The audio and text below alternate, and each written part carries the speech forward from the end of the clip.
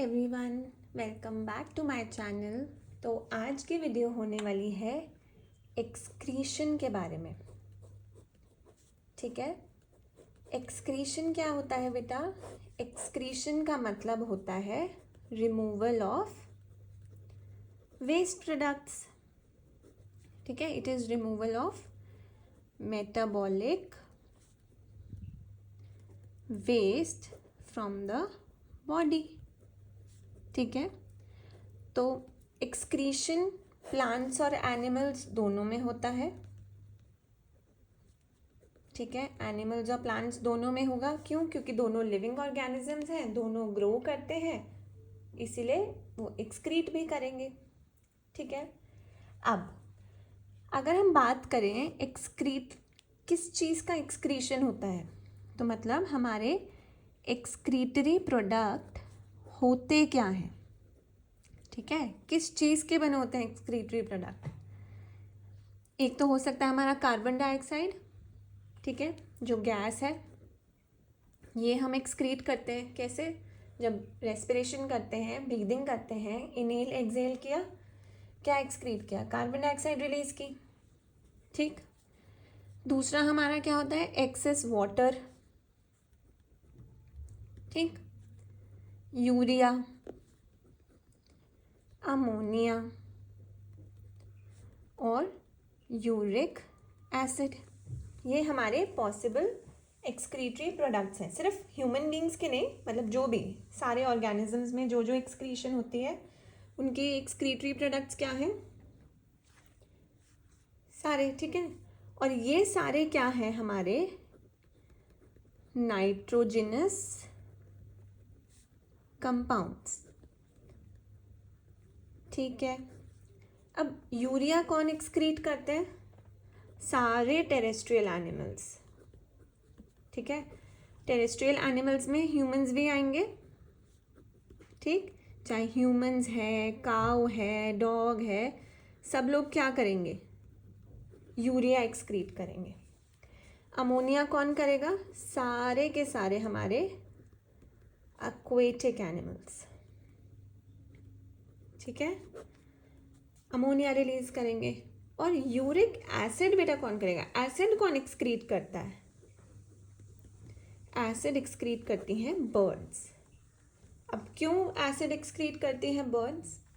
देखो, बर्ड्स का water intake कुछ ज़्यादा तो होता नहीं है ना, तो बर्ड्स में वाटर लॉस को प्रिवेंट करने के लिए, in order to prevent water loss, acid release करता है। ठीक, क्योंकि अगर एसिडिक फॉर्म में नहीं होगा तो वाटर बहुत सारा जाएगा, क्योंकि हमारे वेस्ट में भी क्या होता है? वाटर एक्सक्रीट होता है ना। तो इसीलिए बर्ड्स क्या है, वो यूरिक एसिड को एक्सक्रीट करती है। ठीक, चलो अब हमारे सिलेबस में कुछ ऑर्गेनिजम्स के एक्सक्रीटरी ऑर्गन्स के बारे में बताया है। ठीक है, एक्सक्रीटरी ऑर्गन्स के बारे में बताया है। पहला हमारा ऑर्गेनिज्म है इसमें अर्थवॉर्म। ठीक है, अर्थवॉर्म का एक्सक्रीटरी ऑर्गन क्या है बेटा? नेफ्रीडिया। ठीक है, क्या एक्सक्रीटरी ऑर्गन है? नेफ्रीडिया। दूसरा हमारा एग्जाम्पल है प्लैटीहेलमिन्थेस। प्लैटीहेलमिन्थेस, जिसमें कौन कौन आते हैं? टेप वॉर्म आ गई हमारी, लिवर फ्लूक आ गई। ठीक है, इनका कौन सा होता है excretory organ? Flame cells. FLAMECELLS, flame cells. Third हमारे ऑर्गेनिज्म है आर्थ्रोपोड्स। ठीक है, आर्थ्रोपोड्स के कौन से होते हैं? ग्रीन ग्लैंड्स, या उनको हम क्या बोलते हैं? मैल्फिगियन ट्यूब्यूल्स। ठीक है, क्या बोलते हैं? ग्रीन ग्लैंड्स या माल्फिगियन ट्यूब्यूल्स। और हमें किसका पता है एक्सक्रीटरी सिस्टम? जैसे ह्यूमंस के बारे में हमें पता है, ह्यूमंस के एक्सक्रीटरी सिस्टम क्या होता है? किडनी सिस्टम, या जिसको हम बोलते हैं हमारा रीनल सिस्टम। ठीक है, तो क्लास 10th में बेटा हमें किडनी या रीनल सिस्टम को डिटेल में पढ़ना है, लेकिन हमारे जितने भी ये nephridia, flame cells, green glands, Malpighian tubules, इनके बारे में हमें सिर्फ इनके नाम पता होने चाहिए। ठीक है, इनके पर्टिकुलर ऑर्गन्स, ऑर्गन सिस्टम किसी के बारे में नहीं पढ़ना है, सिर्फ हमें नाम पता होना चाहिए कि नेफ्रीडिया एक्सक्रीटरी ऑर्गन किसका है? अर्थवर्म का है। माल्फिगियन ट्यूब्यूल्स, ग्रीन ग्लैंड्स किसके हैं? आर्थ्रोपोड के हैं। फ्लेम सेल्स किसके हैं? प्लैटीहेलमिंथस, जैसे कि टेपवर्म या लिवर फ्लूक। ठीक, चलो तो अब आते हैं हम अपने ह्यूमन एक्सक्रीटरी सिस्टम में, जिसको हमें डिटेल में समझना है। ठीक, हमारा ह्यूमन एक्सक्रीटरी सिस्टम। ठीक है, अब किडनी सिस्टम में बेटा हमारे कौन कौन से ऑर्गन्स आते हैं? पहले तो हमारी किडनीज ही आएंगी। ठीक है, किडनी कैसी होती है? हमारी बीन शेप्ड होती हैं। ठीक, ये क्या है? हमारी रीनल आर्टरी और रीनल वेन। ठीक है, मैं ड्रॉ करके सामने सामने इसलिए दिखा रही हूँ कि आप लोग भी इसकी ड्राइंग को समझ पाओ कि आपको एग्जाम में इसको कैसे ड्रॉ करना है। ठीक है, ये हमारे हैं यूरेटर। ठीक, ये कहाँ पर आते हैं? हमारे ब्लैडर में, और यहाँ से यूरेथ्रा। अब मार्किंग करें, ये हमारी क्या है? Right kidney. ये हमारी है लेफ्ट किडनी। ठीक, ये वाली है जो राइट किडनी के एकदम पास होती है, उसको हम बोलते हैं रीनल आर्टरी। ठीक है, और जो लेफ्ट किडनी के पास होती है उसको हम बोलते हैं हमारी रीनल वेन। ठीक है, ये दोनों हमारे क्या हैं बेटा? यूरेटर। इधर है हमारा यूरिनरी ब्लैडर। यूरिनरी ब्लैडर कैसा होता है? मस्कुलर ऑर्गन होता है। ठीक है, और ब्लैडर किसके कंट्रोल में होता है? नर्वस सिस्टम के कंट्रोल में होता है। ये इंपॉर्टेंट चीज़ है। क्यों नर्वस सिस्टम के कंट्रोल में होता है? अगर नर्वस सिस्टम के कंट्रोल में नहीं हो तो आप 24/7 जो ब्लड यहाँ फिल्टर हो रहा है, जो एक्सक्रीटरी प्रोडक्ट बन रहा है, यानी कि जो यूरिन बन रहा है हमारा, वो 24/7 एक्सक्रीट होता रहता अगर ये नर्वस सिस्टम के कंट्रोल में नहीं होता। ठीक है, लास्ट पार्ट क्या है हमारा? यूरेथ्रा। ठीक, अब आपको डायग्राम में देख के लग रहा होगा कि राइट किडनी मैंने छोटी बनाई है और लेफ्ट किडनी बड़ी बनाई है, तो ये गलती है। नहीं बेटा, राइट किडनी लेफ्ट किडनी के कंपैरिजन में थोड़ी सी स्मॉल होती है, या हम बोलते हैं कि it is placed slightly lower when compare to the left kidney. ठीक है, तो राइट किडनी का साइज थोड़ा सा छोटा होगा लेफ्ट के कंपैरिजन में, और ये थोड़ी सी नीचे प्लेस्ड होती है लेफ्ट के कंपैरिजन में। ठीक है, इतना समझ आया? और रेनल वर्ड हमारा कहाँ से आ रहा है? किडनी से। ठीक, कोई कंफ्यूजन? तो अब शुरू करें हम अपना excretory system in humans. Excretory system in humans starts from renal artery. ठीक है, कहाँ से स्टार्ट होता है? रीनल आर्टरी से स्टार्ट होता है। रीनल आर्टरी में ब्लड आता है। ठीक है, ब्लड एंटर करता है, कौन सा? जिसमें सारा वेस्ट इकट्ठा होता है। वेस्ट किसके फॉर्म में होता है? Nitrogenous waste. ठीक है, अब ये नाइट्रोजन रिमूव होने के लिए ही ब्लड क्या करती है? नाइट्रोजनस वेस्ट के साथ लेकर आती है, कहाँ पे? हमारी रीनल आर्टरी में।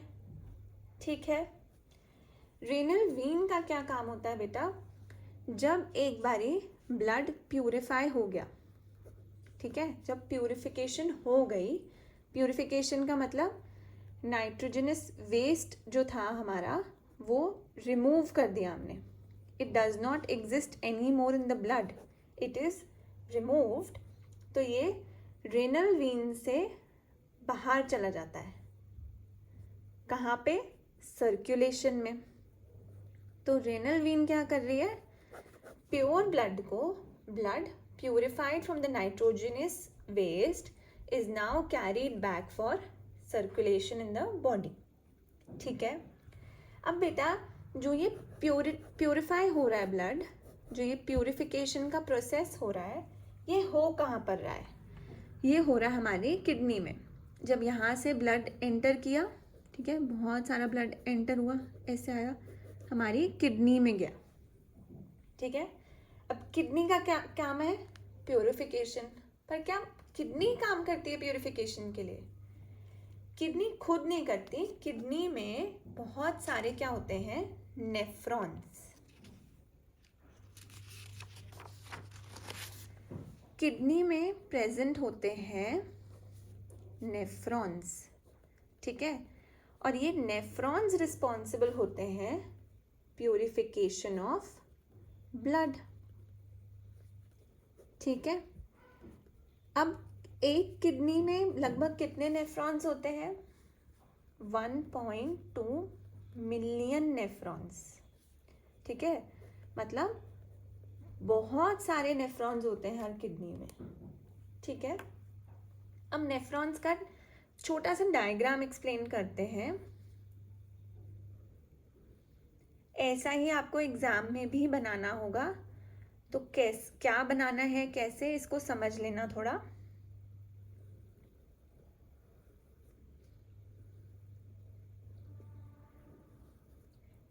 नेफ्रॉन्स एक बहुत बड़ा नेटवर्क होता है जिसमें ऐसे ट्यूब्स हैं, दिख रही है ट्यूब? ठीक है, अब इन ट्यूब्स का काम क्या होता है बेटा? जब इसमें ब्लड जा रहा है, जिसके अंदर वेस्ट है, उसकी प्यूरिफिकेशन ही होगी पूरी जगह पे, है ना?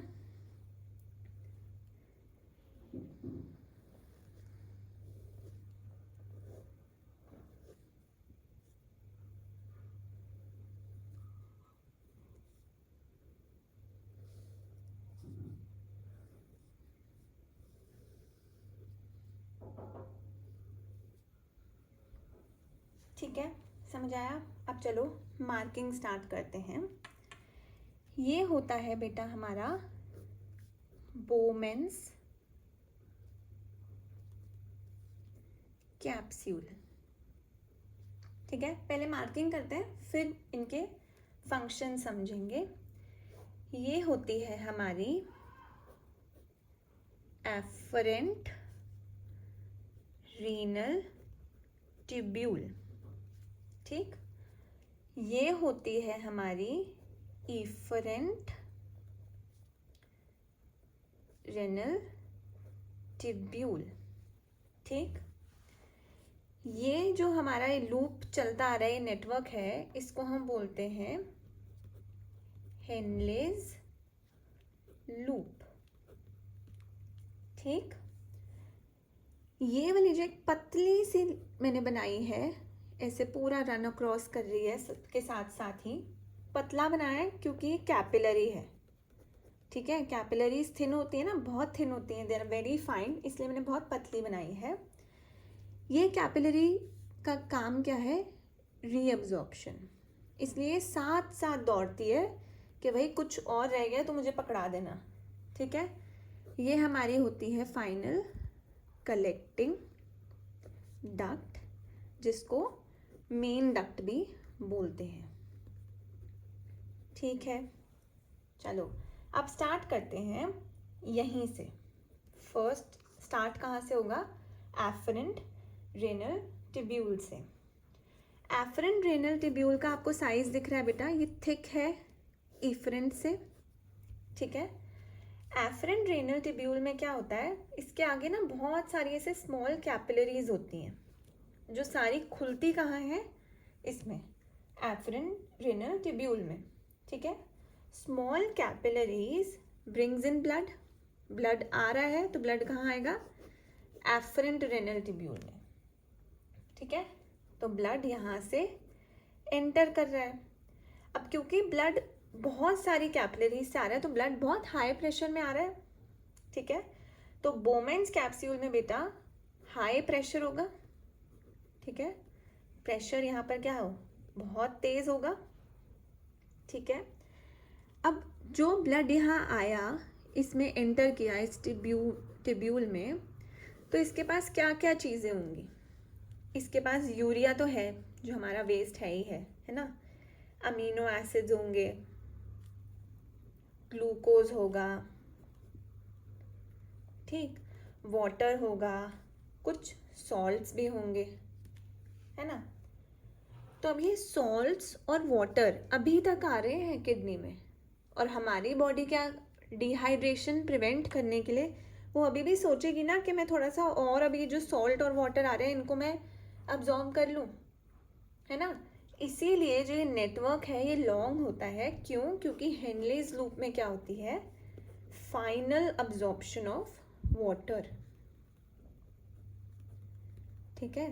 फाइनल अब्जॉर्प्शन होती है किसकी, वाटर एंड सॉल्ट्स भी, कुछ सॉल्ट्स भी अब्जॉर्ब हो जाते हैं, ठीक है। क्यों, क्योंकि उनको ऑस्मो रेगुलेशन मेंटेन करना है। ऑस्मो रेगुलेशन हम बहुत सालों से पढ़ते आ रहे हैं, है ना, ठीक है। अब यहाँ पर क्या है, जो भी वेस्ट आया था ये, इसमें से वाटर और सॉल्ट अब्जॉर्ब होना शुरू हो गए, ठीक। ये जो साथ साथ ये कैपिलरी रन कर रही है ये भी एक और बार चेक करती है कि भाई जो अब्जॉर्प्शन हुई है उसको, उसमें कुछ रह गया तो उसको रीअब्जॉर्ब कर लूँ मैं, ठीक है।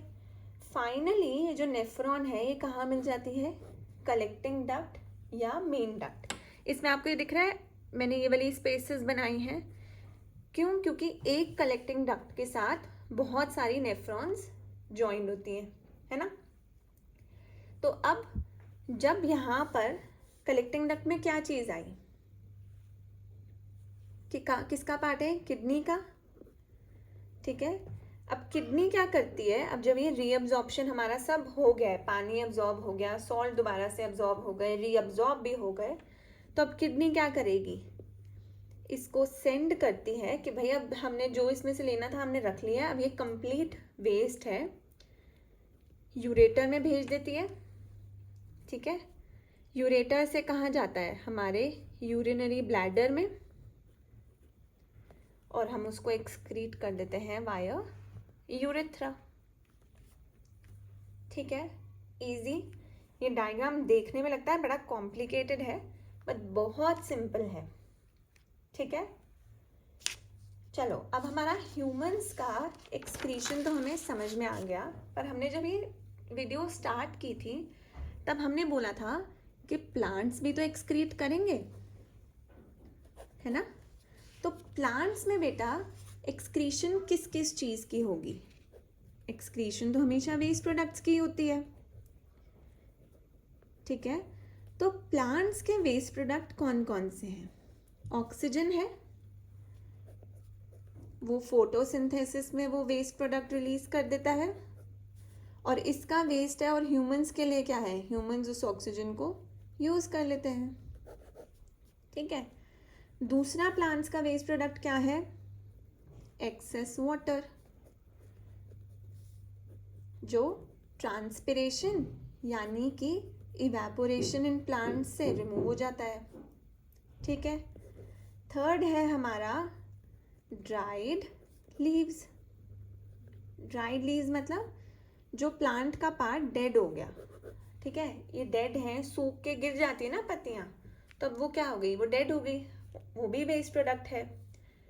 और एक हमारा वेस्ट प्रोडक्ट होता है resin and gum, resin and gums, ये भी वेस्ट प्रोडक्ट है प्लांट का, लेकिन अब ह्यूमन बींग्स ने इसकी इंडस्ट्रियल यूजेज स्टार्ट कर दी है, ठीक है।